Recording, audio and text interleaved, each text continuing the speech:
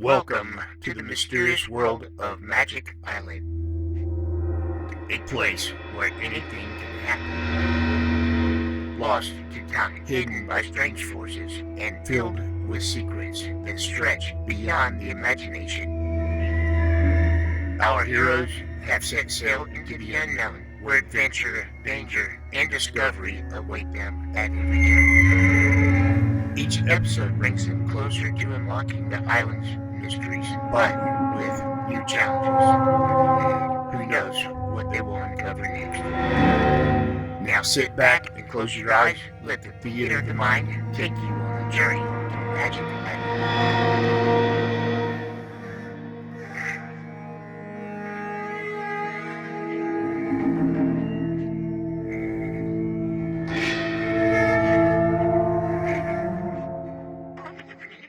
When the Gregory party was allowed the freedom of the strange underwater colony known as Euclidia, their first view was of an immense cave or cavern, a mile in width and half a mile high.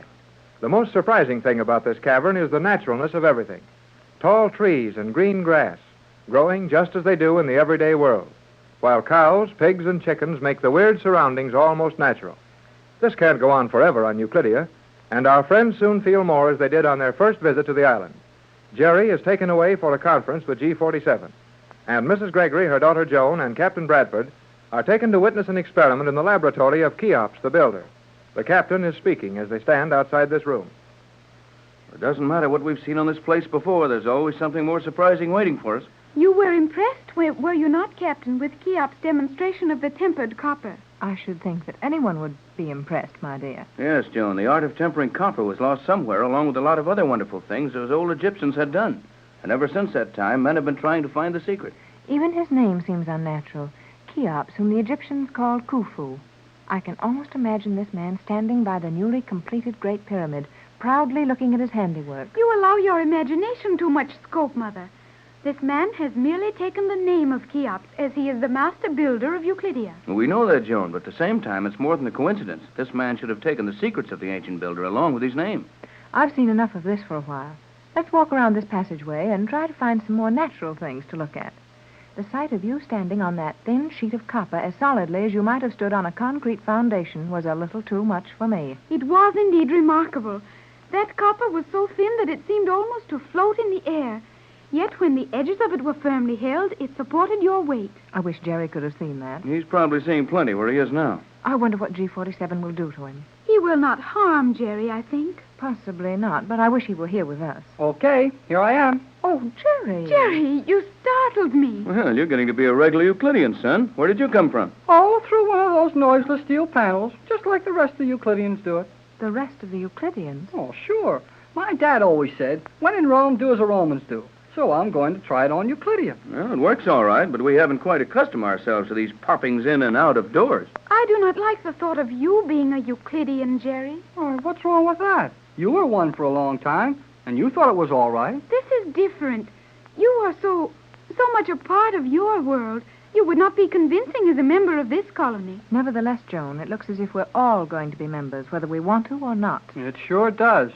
And it looks like it more than ever now. What's happened now, Jerry? Well, nothing much has happened that we didn't figure was going to happen, but old G47 made it mighty plain to me that from now on, we're going to do just exactly what these Euclideans tell us to do. Did he threaten you? No, he just talked to me. You know him. The old guy's a pretty interesting talker when he isn't trying to scare you. What did you learn? Well, we're all got to go to work. Work? Yeah. What sort of work? Oh, we can take our choice about that.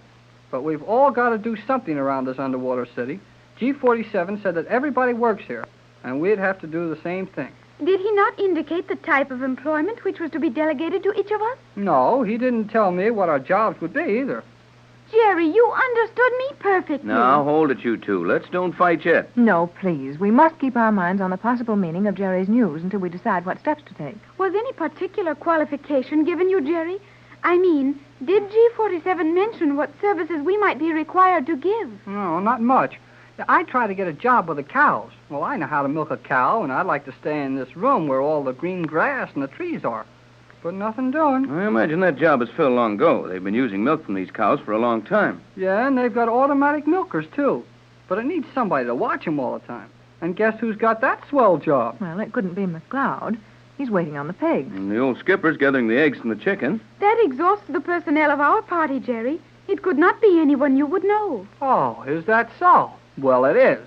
The new milkman who watches the machines milk the cows is Jim Lowe. Jim Lowe? Jerry, not the Chinese cook from our own boat. Yep, the Chinese cook's got the job. Does he understand his duties? The nearest that Chinese ever got to a cow was opening a can of condensed milk. Yet he has the job.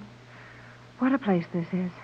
Are we to choose our occupations and report, or what is our procedure, Jerry? Well, we can go around and pick out our own jobs after we watch the eruption. Eruption? Of what? Well, the volcano.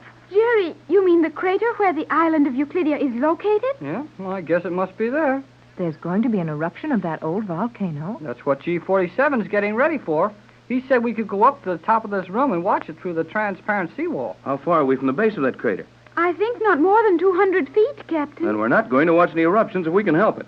There's more to this, isn't there, Jerry? Well, sure there is, if you'll all give me a chance to tell it. You wasted time discussing our future occupation. Yes, and if that volcano thing is on the level, we may not need any future occupation. Well, that eruption is going to be artificial, and G47 is going to pull a switch that sets it off. An artificial eruption that will create a disturbance on the surface.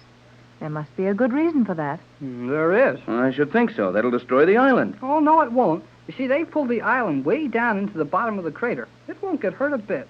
Did G47 tell you all of this, Jerry? Yeah, and he told me a whole lot more. But we'd better be getting up there if we want to see this. All right, son. You can discuss as we go along. Come on, Pat and Joan.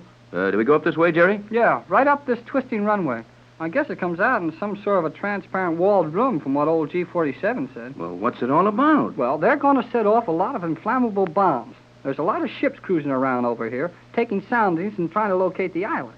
What ships, Jerry? Well, they wouldn't tell me that. But I got an idea there are boats from more than one country that's rushed down here to try to save us. And now they'll never know we're here underwater. I guess that's about the size of it, Pat. When they take all the soundings they want, they'll find nothing but the crater of an extinct volcano in a submerged mountain. And those bombs exploding will create the impression the volcano is active again. Then all those ships will be driven away, thinking we have all been lost at sea. Well, what's worse than that? Everybody will think we didn't know what we were talking about. Yes, Jerry, I understand. There isn't any island at the position we gave. There sure isn't. At least not where they'll be looking for it. Well, I'm sorry, folks, but I wouldn't be a bit surprised if those ships up there represent our last chance to communicate with the outside world. If there were only some way to warn them, to let them know that we are down here, 400 feet below the water level, and that the island is submerged beneath the base of the crater over 200 feet below the surface. Well, if we could get our hands on a radio set out of some kind, I'd take a chance and send a message out. And you know perfectly well that you'll never be allowed to approach anything that resembles a method of communication. It would not be natural to allow us to send messages which would expose the secrets of the Euclideans. You're right enough about that, Joan. The thing I feel the worst about is that the news will be flashed all over the world that we were all wrong, that the Magic Island never existed, that the position we gave is really an active submarine volcano. Well, there's plenty of people who have sailed over here before. Well, they know there wasn't any volcano here then. That makes it worse, Jerry. It will bring them to the conclusion that an island possibly existed, but that the volcanic eruption has destroyed the island and probably taken us with it. That is logical, Mother. Though surely some of the charts of this locality must show the existence of the submerged mountain we are now inside of. Afraid not, Joan. Euclidean and its magnetism have been around here too long. All the charts of this position are wrong. The mountain isn't shown on any of them. Well, we can't help it now, so we might as well watch what goes on. I guess this is the door we go through. It is at least the end of the passageway. Careful, Jerry. That may be the wrong door. No, G47 said to come up to the top of this runway and to open the door. This is the only thing I can see that looks like a door. Do you think this must be the one he meant? Well, go ahead, Jerry. Well, I'm trying to, but it doesn't want to open. No, nothing doing. You should not have to pound on the door, Jerry. If we were supposed to enter here, the door would open easily. Joan's right. There's a mistake someplace. Well, let's forget about it. I'd feel safer if we weren't any too close to this wall when those explosions take place. Well, it looks like we can't get in here, so we might as well go back down. Those Euclideans are going to watch this thing from somewhere.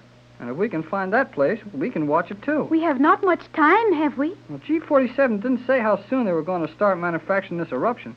But the way he hurried me out of his room, Gave me the idea it would be pretty soon. Well, then let's go back down. We passed several panels that look like doors on our way up here. Maybe some of them can be opened. I'd just as soon not open any doors. After all, the ocean is on the other side of this wall. Quiet. What was that sound? Sounded like an earthquake to me. The bombs. I'll bet they've started them. Yes, there's another one.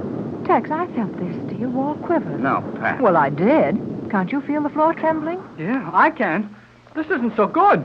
Come on. I believe it is time to leave this place. Maybe so, but there must be someone around here watching this eruption. I'd like to see how they do it. Oh, Tex, please, come along. Oh, very well, Pat, but there isn't any danger. These Euclideans built things too well for that. It is possible, however, that they have not anticipated the stress and strain accompanying these explosions. Oh, sure they have. G47 told me he had the idea of using fake explosions in that old volcano for protection long before these walls were built. Well, whatever it is, we're in danger. That noise is steadily increasing. Hurry, hurry, you fools. G47, what's happening? These chambers are to be flooded. Flooded? Oh, I felt something was wrong. But G47, did you not tell Jerry to bring us up here? Will you hurry out of here? No. I told Hall to take you to the top of the other passageway. This is a pressure channel. We must fill it with water to withstand the pressure of these explosions. Otherwise, Euclidia will be flooded, and you stupid fools will have the lives of everyone here in danger. Gee, I'm sorry I made a mistake. You certainly made a big one. Do not blame Jerry. This would confuse anyone. I certainly couldn't tell one passageway from another. Silence, you stupid fools. Go, hurry. Take yourselves down this incline as rapidly as possible. Go. But what about you, G47? Go.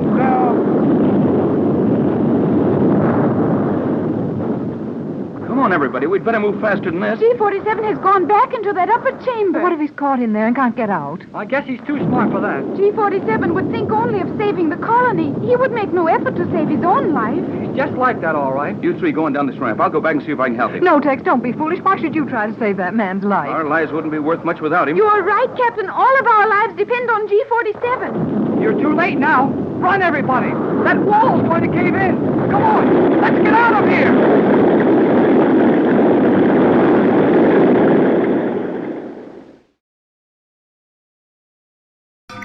And so, another chapter closes on Magic Island.